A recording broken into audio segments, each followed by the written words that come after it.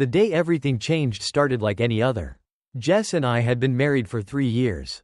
And while no relationship is without its issues, we had managed to navigate through them with what I thought was mutual respect and understanding. I always trusted Jess, perhaps too much, in hindsight, but recently, a series of seemingly innocuous actions led me to question everything I thought I knew about our marriage. It began with Jess's increasing secrecy around her phone. She had always been protective of her privacy to some extent, but lately, it seemed to border on obsessive. She would take her phone to the bathroom with her, sleep with it under her pillow, and even get defensive when I asked about it. At first, I tried to brush it off, telling myself it was probably just work-related stress or a new hobby she was keeping under wraps. But a nagging feeling in the pit of my stomach told me something wasn't right. The tipping point came when I discovered a hotel receipt in Jess's purse. She had mentioned a work retreat a few weeks back, but something about the timing and the nature of the receipt didn't add up. When I confronted her about it, she said it was indeed related to work, a standard retreat that she needed to attend. I wanted to believe her. I really did, but a part of me couldn't shake off the suspicion. My heart pounded when I saw the text from a guy named Matt on her phone. The message was casual enough. Can't wait for next time, but the context was disconcerting. I felt a rush of panic and anger as I realized that Jess had been in contact with this person in a way that went beyond simple professional interaction. My mind raced with questions. Who was Matt? Why had he sent this message? And, more importantly, what was Jess hiding? When I confronted Jess with the text, her reaction was defensive. She insisted that Matt was just a friend and that the message was harmless. She admitted to meeting him but downplayed it as not serious. She claimed they only talked and that there was nothing more to it. Her use of the phrase, not serious, was both baffling and infuriating. In my mind, the fact that she had used a hotel room for a conversation was a glaring red flag. I felt a surge of emotions: betrayal, anger, confusion. I struggled to process the situation and found myself lashing out. I accused Jess of lying to me and questioned everything about our relationship. My frustration boiled over, and I yelled at her with a ferocity that shocked even me. I called her deceitful, told her I was foolish for trusting her, and said things I deeply regret now. The words I threw at her in anger were cruel and unnecessary. But in that moment, I felt like my world was unraveling. In a fit of rage, I reached out to Jess's family. I called her sister and told her everything that had transpired. I felt like I needed to share the truth with someone, to have an ally, but in retrospect, I realize how inappropriate and hurtful that was. Jess's family had no reason to be dragged into our private issues, and my decision to involve them only made things worse. Jess was mortified, and the situation quickly escalated from a personal dispute to a family affair.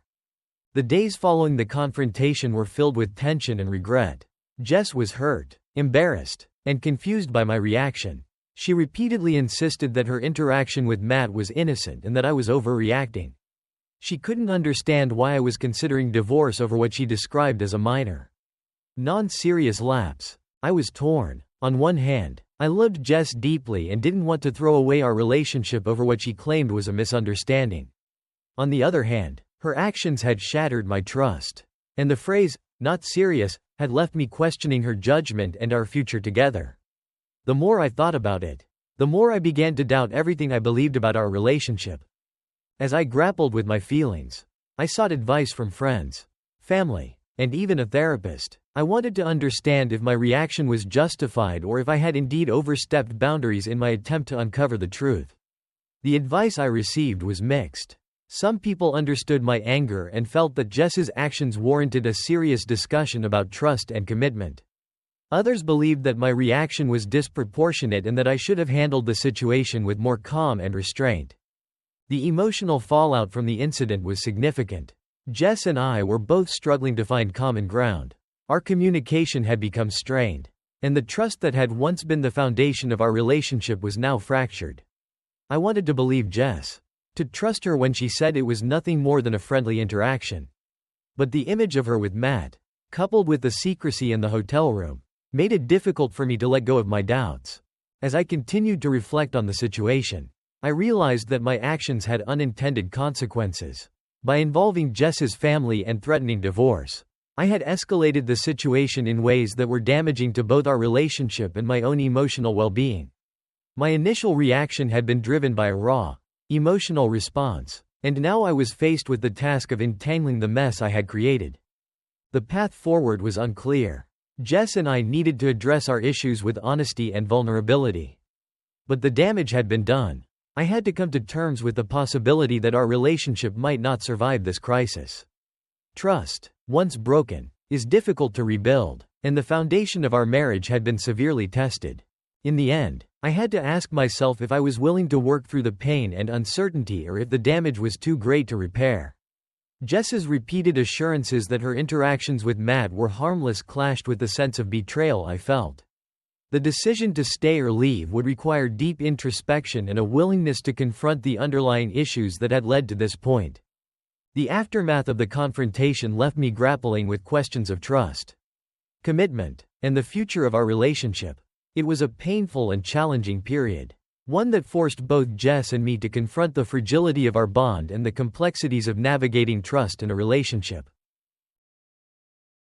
For the last 5 years, my life had felt stable and secure. My husband, Ethan, and I had built a life together that revolved around our 2 young children and the routines that made up our family life.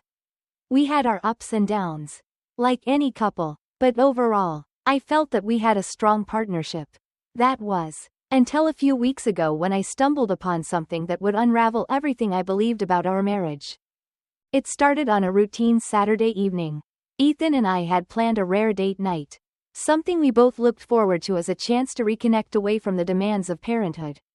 We hired our babysitter, Lily, a 20-year-old college student, to watch the kids. Lily had been working for us for several months, and while she was young, she had always seemed responsible and trustworthy. Her presence had become a part of our weekends, and I had grown to appreciate her reliability. On this particular evening, as I prepared to leave for our dinner reservation, I overheard Ethan and Lily talking in the hallway. They were discussing the evening's plans, and my ears perked up when I heard Ethan mention that Lily had stayed over a few nights. The casual tone in their voices, coupled with the nonchalant nature of the conversation, sent a chill down my spine. The words echoed in my mind as I tried to process what I had just heard. I tried to brush it off, telling myself it was probably just a misunderstanding. After all, Ethan had always been a generally trustworthy partner, and I had no reason to suspect otherwise. But the seed of doubt had been planted. I replayed the conversation in my head, over and over, trying to make sense of it. Why would Lily be staying over if everything was purely professional? Later that night, when I was alone, I confronted Ethan about the overheard conversation. His reaction was immediate and defensive.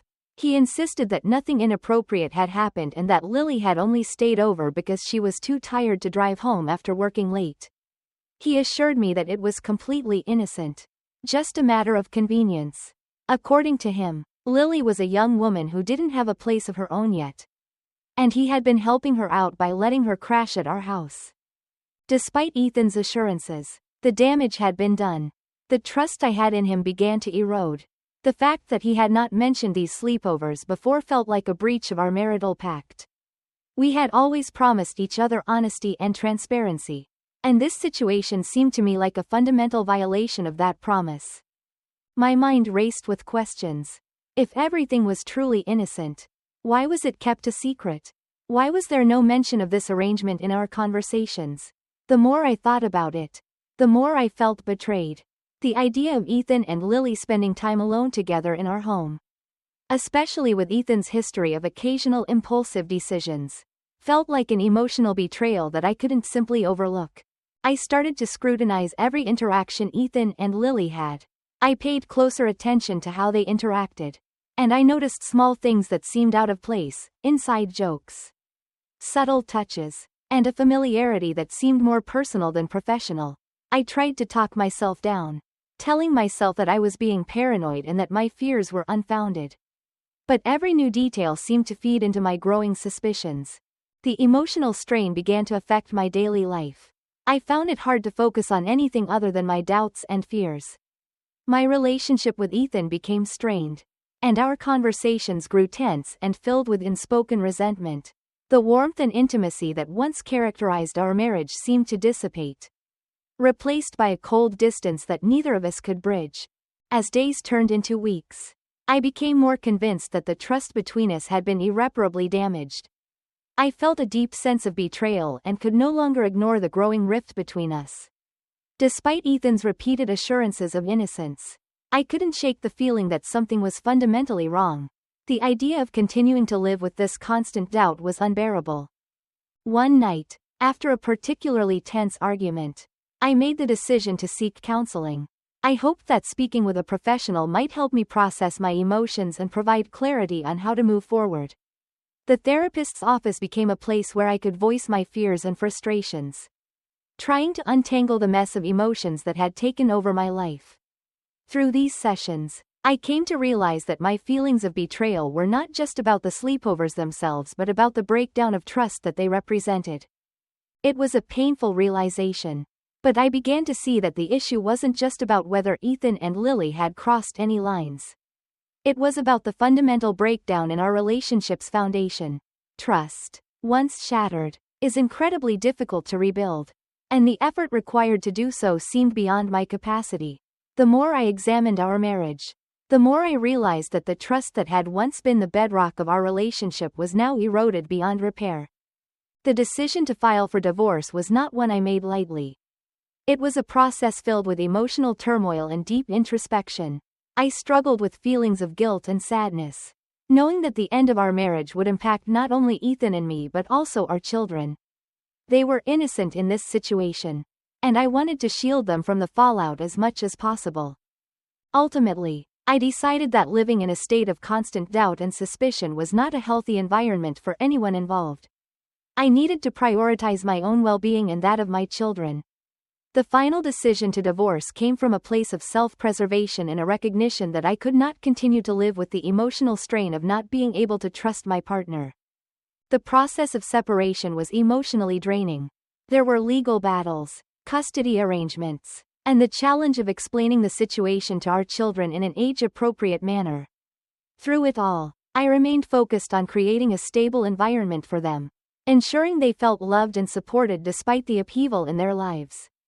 In the end, the divorce was a painful but necessary step. It allowed me to start the process of healing and rebuilding my life. While the experience was undoubtedly challenging, it also provided an opportunity for growth and self-discovery. I learned the importance of maintaining personal boundaries and the value of trust in a relationship. As I moved forward, I carried with me the lessons learned from the experience, hoping to create a healthier and more fulfilling future for myself and my children.